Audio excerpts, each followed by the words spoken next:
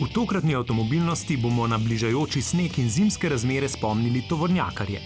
Poklepetamo o izzivih avtotrgovcev, začnemo izbirati nov avto leta in nadaljujemo z osnovno šolo varne vožnje. Preizkusili smo družinskega terenca in popoprano Toyoto. Z vlogarji Mal na zrak pa vas spomnimo na 130. obletnico izuma zračnice. Pozdravljeni v avtomobilnosti.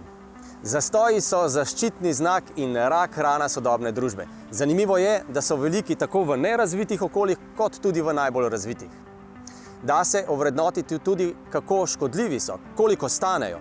V Evropi stanejo 1 milijardo evrov na dan socioekonomskih stroškov samo stanje v koloni. Da se ukrepati. Kako? Ja, ne tako, kot bi pomislili na prvo žogo. Najprej seveda pomislimo na to, da dobro bi bilo narediti tretji pas na avtocesti. 4., 5. Kolikor jih pač gre. A druga zadeva, na katero pomislimo, je ta, da bi nas vozili samo vozeči avtomobili, ki bi se na nek način ognili koloni oziroma tako lepo in tekoče vozili, da teh sploh ne bi bilo. In tretji, najlažji izgovor, je pa slab javni potniški promet, ki roko na srce res ni najboljši. Rešitev pa smo mi. Mi smo del problema, pa tudi rešitev. Ne glede na to, kako oguljeno se to sliši, pa je resnično. To smo že računali in izračunali, da če spremenimo svoj vozniški slog samo do te mere, da ne zaviramo močno in ne pospešujemo močno, skrajšamo potovalni čas.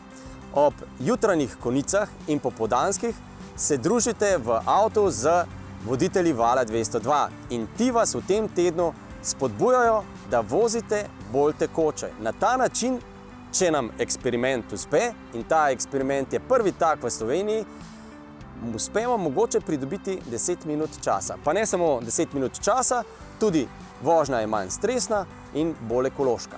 Ja, in to je seveda ta veliki eksperiment, na nek način cestni reality show, eden največjih projektov zmanjševanja konic, ki se dogaja zjutraj in potem popoldan na slovenskih cestah. Zato smo zelo veseli vašega odziva in na to, da ste z nami in pa seveda s kolegi z Vala 202. No, zdaj pa gremo še k eni tematiki, ki je zelo povezana s težavami na cesti in sicer v zimskem času, ko imajo kombiji in pa tovornjaki na svojih ponjavah kakšen sneg ali led. No, zdaj s tem pripomočkom, ki ga je postavil Dars, ne bo več izgovorov in upam, da tudi ne več težav.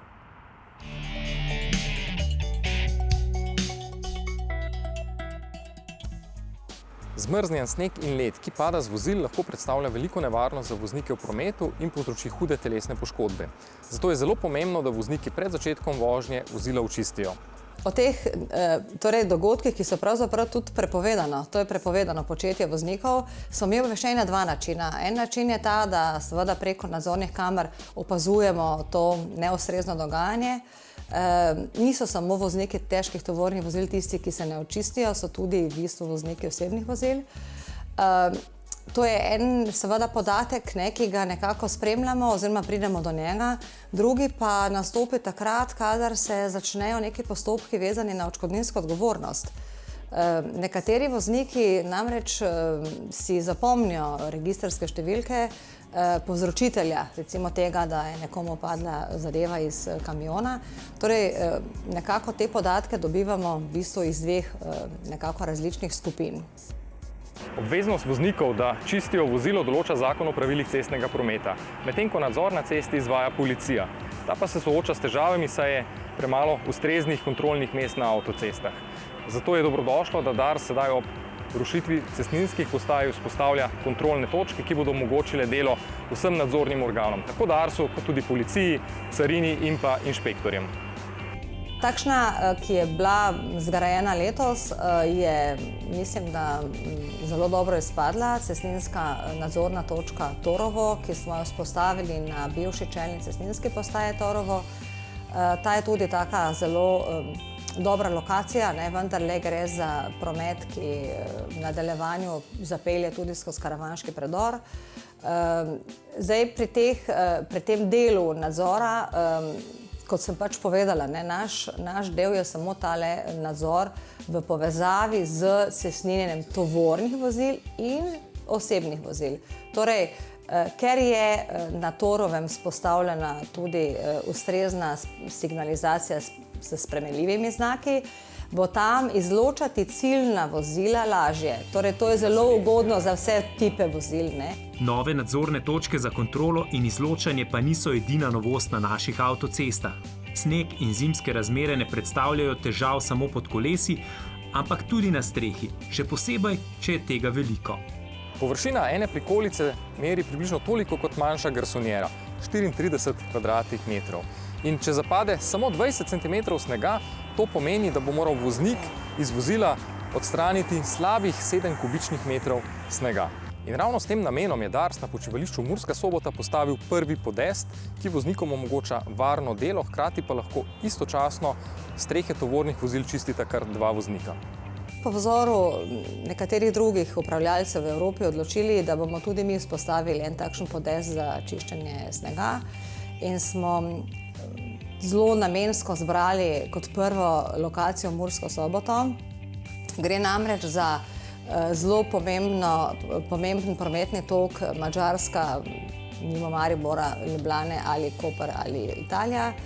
In se nam je zdelo smiselno, da se čim več težkih tovornih vozil dejansko ščisti, oziroma upamo, da bodo to res koristili.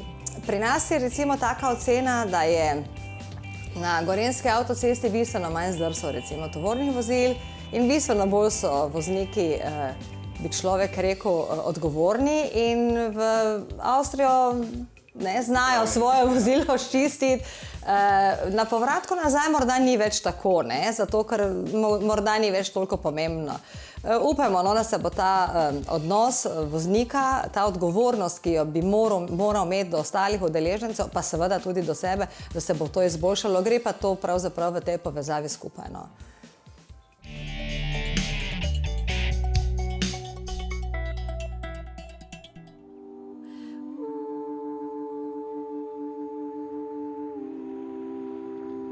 Na začetku so ga klicali terenec, potem pa so mu rekli SUV. Zdaj mu pravijo družinsko vozilo, ampak v bistvu je Tuareg vse to.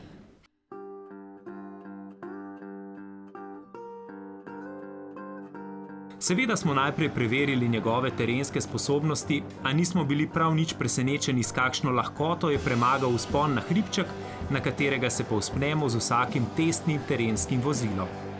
Malce bolj smo bili presenečeni, s kakšnim udobjem nam je postregel novi Tuareg.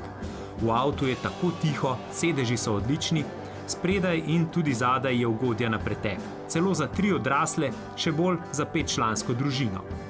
Resnično se čuti, da so pri ureditvi kabine Volkswagenovci porabili zares veliko časa in to sploh ne samo po zaslugi 15-palčnega zaslona na armaturki.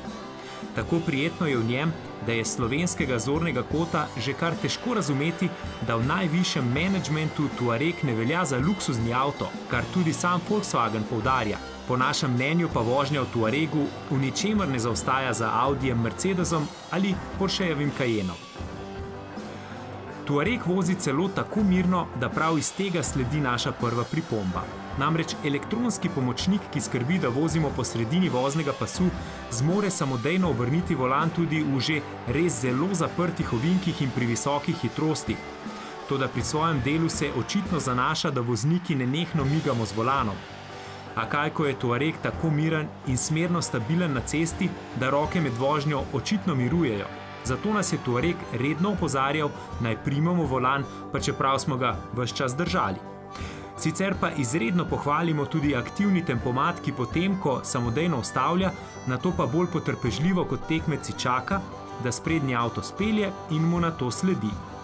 In navdušil nas je tudi nočni pregled, ki nam je po noči na displeju prikazal v črno oblečenega soseda ob cesti, takrat, ko smo pred sabo videli samo črnino.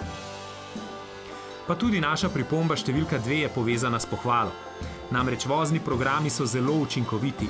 Voznik samo izbere, s kakšno podlago ima opravka in Tuareg samodejno prilagaja podajanje moči, nadzoruje zdrse in preprečuje nagibanje. Razlike med voznimi programi so tako zelo očitne, da voznik v programu Comfort ne more peljati dinamične. Menjalnik je počasen in pospeševanje obotavljajoče. Športni program pokaže povsem nasprotno sliko. Avto je odziven in hiter. To torej hvalimo, a vendarle se mora voznik s temi voznimi programi ves čas ukvarjati. No big deal, bodo rekli napredni lastniki. A kot vemo, se okoli 70% lastnikov teh gumbov v avtu ne dotika.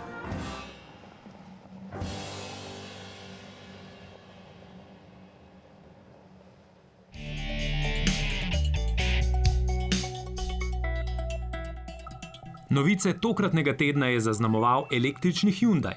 Toda kona elektrike model, ki ne zre zgolj v prihodnost, ampak tudi že v sedanjost. Slovenski trg v tem trenutku se kar precej spreminja. To seveda ne pomeni, da dizelski motorji čez noč izginejo, zagotovo ne, ampak čas, ko se pa začenja razmišljati o nekih novih alternativah pogonov, pa definitivno je že tu.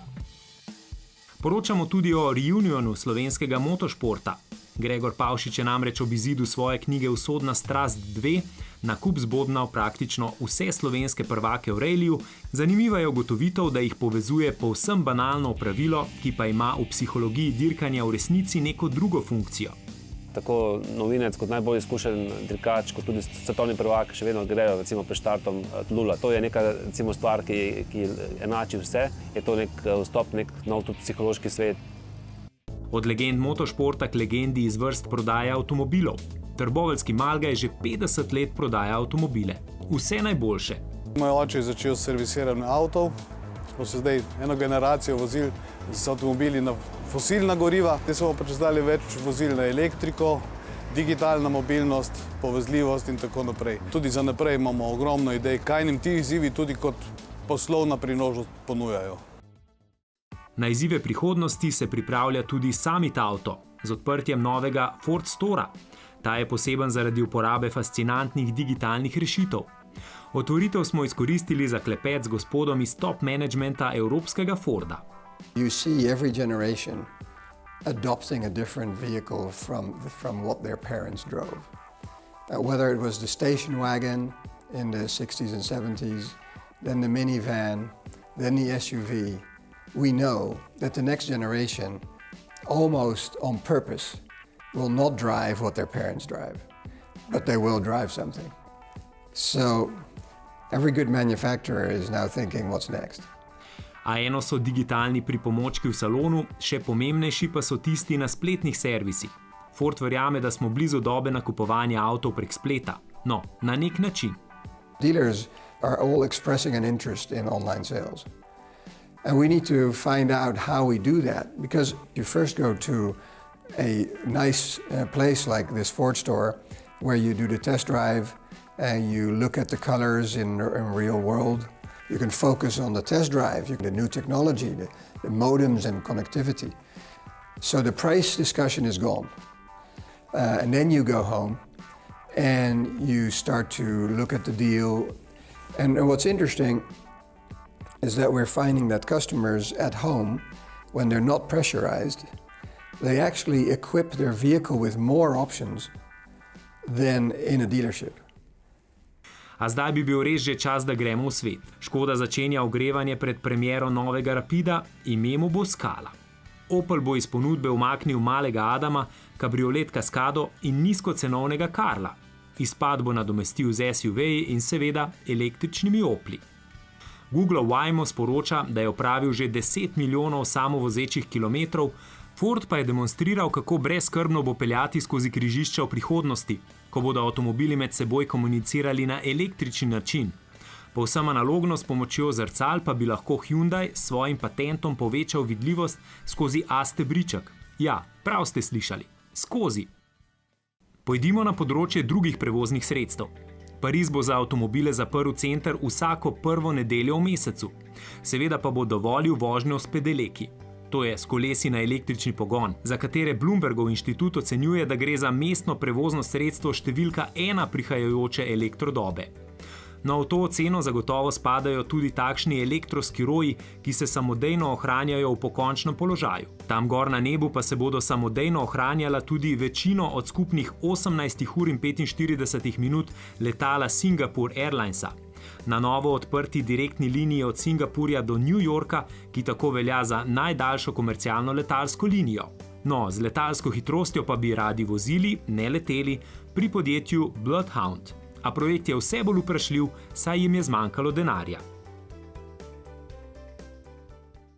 V nadaljevanju oddaje bomo zarohneli zgodbo o mali Toyoti, s katero je mladi član dinastije na glavo obrnil ekotežnje svojih starešin. Začenjamo izbiranje novega slovenskega avta leta in nadaljujemo z našo osnovno šolo varne vožnje. Gremo pa tudi malo na zrak, na Škotsko, v muzej.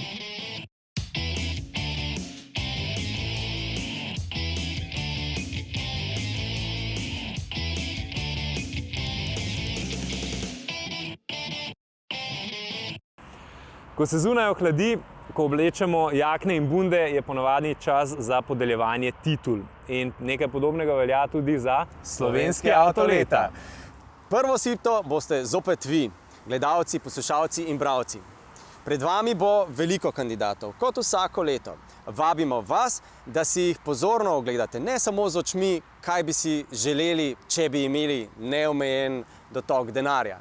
Ampak bolj vas vabimo k razmisleku, kateri avto po vašem mnenju najbolj ustreza slovenskemu voznemu parku. Ne pozabimo, slovenski vozni park je star 10 let v povprečju.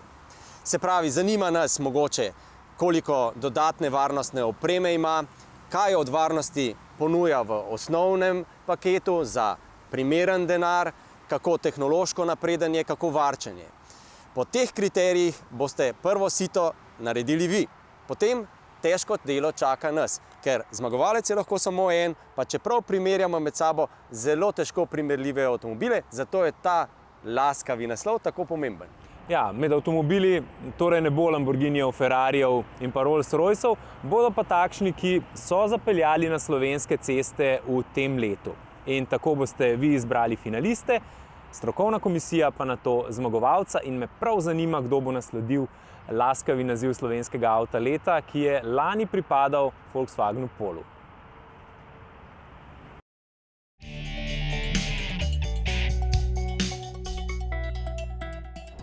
Andrej, imava srečo, da se danes nisva zapletla v kakšen fantomski zastoj, v kakšno hudo kolono. Ali pa kakšen drugačen, ne fantomski zastoj. Ampak je pa fino takole se voziti s sodelavci, s prijatelji. Vedno lahko kaj predebatiraš, postaviš plane za naslednjo oddajo, lahko se pa tudi recimo skregaš. Ja, kabina je prostor, iz katerega ne moreš pobegati, se moraš kar pogovarjati. Ne? In s tem so se soočali tudi naši vlogerji malo na zrak. Ja, oni se niso šli samo voziti malo po levi, malo po desni strani, ampak tudi delati. To, kar so počeli, je pa pravzaprav danes zelo popularno delo in za nekatere je že poklic. Recimo za tiste, ki kuhajo, pa tudi za take, ki vozijo. Me prav zanima, kaj vse se jim je dogajalo. Živijo, mi smo 3/5 ekipe Malo na zrak in mi smo tisti, ki smo šli potovati na Škotsko. V resnici pa ni bilo vse tako rožnato, kakor je izgledalo na posnetkih. Zadnje je bilo zelo velikega dela, morali smo snemati, morali smo iskati lokacije, morali smo montirati, morali smo se voziti. Tako da ogromnega dela, ampak še dobro, da smo to delali že dlje časa, zaradi tega, ker smo lahko zraven še uživali. No in kakor je Kristjan omenil, mi smo posneli tudi te oddaje in dajmo si kar pogledati, zakaj smo sploh šli na Škotsko. Naposled, na vse zadnje, končno smo prispeli na naš cilj. Dreghorn, rojstni kraj Johna Boyda Dunlopa, izumitelja, veterinarja, očeta, dobrega moža in soseda.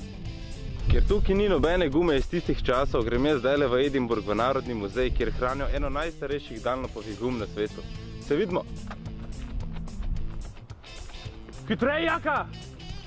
Medtem ko Jaka teče proti Edinburgu, lahko povem še to, da je gospod Dunlop prvo zračnico naredil za svojega sina, ki se je pritoževal, da ga med vožnjo s triciklom preveč premetava. Večjo prepoznavnost pa je dobil, ko so kolesarji na njegovih pneumatikah zmagali več dirk zapored in so bili zelo uspešni. Tako da bi lahko rekli, da je Dunlop že od samega začetka v samem vrhu, kar se tiče športa in cestnega performansa. Performansa na cestah z gumami. Aha, pravkar sem iz režije dobil sporočilo, da je Jaka že prišel v Edinburgh. Je to res, Jaka? Se slišiva? Si prispel v Nacionalni muzej? Ja, tako je, hvala za besedo. Nahajam se v Škotskem narodnem muzeju v Edinburgu, kjer lahko poleg mene vidite prvo Dunlopovo pneumatiko, ki jo je izdelal kdo drug kot John Boyd Dunlop. Aha, v kakšnem stanju je guma Jaka? Se dobro drži? Guma se dobro drži, a uradne izjave še ni podala. Ukolikor pa se situacija spremeni, se oglasim. Nazaj k tebi, Kristjan. Ok, Jaka, sedaj pa lepo hiti, čez 5 minut gremo domov. Od leta 1889, ko je John ustanovil svoje podjetje, pa do danes je Dunlop postal sinonim za kvaliteto pnevmatik tako na dirkališčih, kot tudi za vsakdanjo uporabo. Na tej točki se naše potovanje zaključuje. Bilo je fantastično in nepozabno in najlepša hvala Dunlopu za to enkratno priložnost. Ajde, gremo.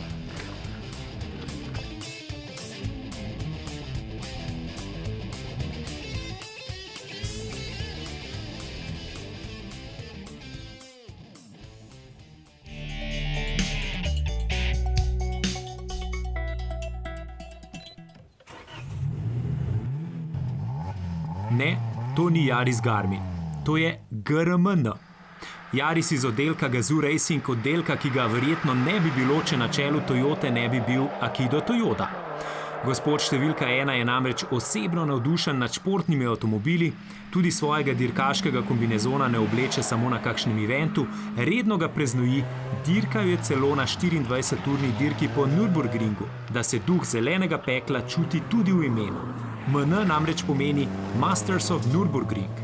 A kot je bilo videti, so tedanji šefi dovolili vse to dirkanje bolj zato, da bo dal mladi kraljevič mir. Takrat so bili namreč strastni avti diametralno nasprotje imidžu, ki ga je Toyota takrat promovirala. A mladi član dinastije je nato prišel na oblast in njegove osebne muhe so postale resen posel. Takoj je starešinam pomolil pod nos besede svojega pradetka Kiichira Toyote, ki je leta 1952 rekel, da šport premika meje, če torej hočemo biti najboljši, moramo dirkati. In spomnil jih je nekdanje legendarne celice. Na juho Cankunana, na solze Carlosa Sainza in na odvrženo čelado Luisa Moje, ko jima je v sami ciljni areni Corolla odpovedala in ju s tem prikrajšala za naslov prvaka. Res, Toyota v svojem DNK ima nekaj tistega živega športnega duha. To ni samo znamka, ki ti non-stop govori, dvigni nogo, to ni dobro za svet. Seveda uroči Yaris nima tehnično gledano nič skupnega z VRC Yarisom, ki nastaja na Finskem, v delavnicah reli legende Tomija Makinena.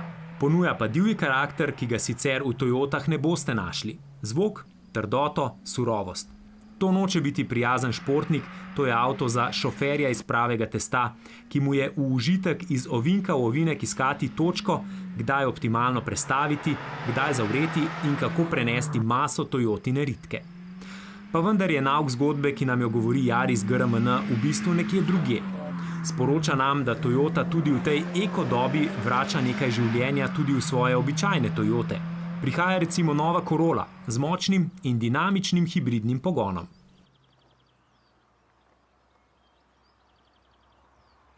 V uredništvu avtomobilnosti pa ne gledamo samo na to, kako velike bodo kolone, v katerih bomo vozili, ampak seveda tudi na naše najmlajše in na to, kako se vozijo v šolo in nazaj. Tako smo v preteklih sezonah, če se spomnite, imeli osnovno šolo varne vožnje, s katero tudi v tej sezoni nadaljujemo.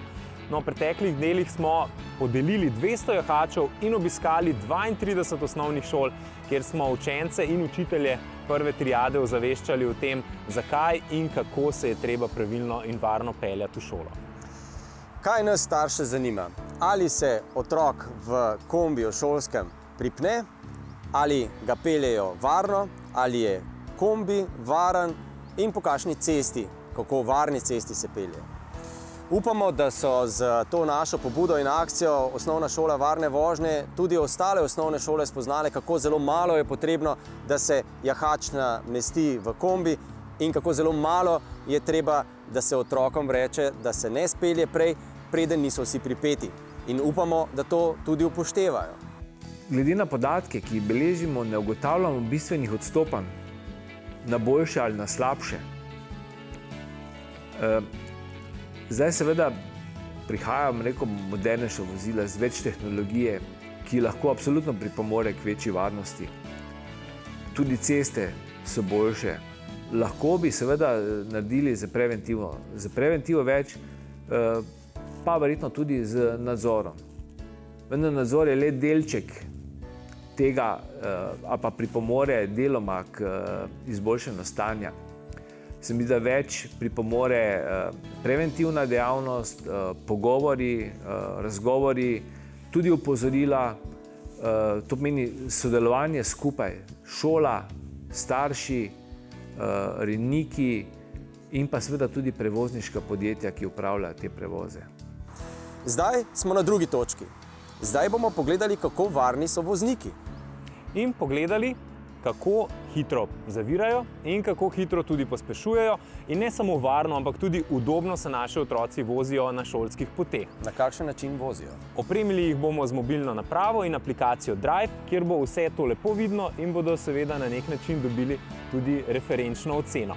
To je morda odličen pripomoček tudi za nas, oziroma za vsakega posameznika, če bi se želel preveriti, kako varno in kako udobno vozi. Še en eksperiment, današnja oddana je očitno pomeni velik korak tudi za nas, ki poskušamo z različnimi metodami ugotoviti, kaj pravzaprav deluje. Na ta način bodo tako starši kot osnovna šola ugotovili, pa tudi voznik sam bo videl, ali res vozi, kako varno vozi, na kakšen način vozi in ali lahko izboljša svoj način vožnje. No, varno in srečno kjerkoli se in kamorkoli se odpravljate, tudi med prazniki, ko naše oddaje ne bo, vsaj ne na rednem sporedu, se pa vidimo potem spet še en četrtek kasneje. Ne pozabite na YouTube, MMC, Instagram in Facebook.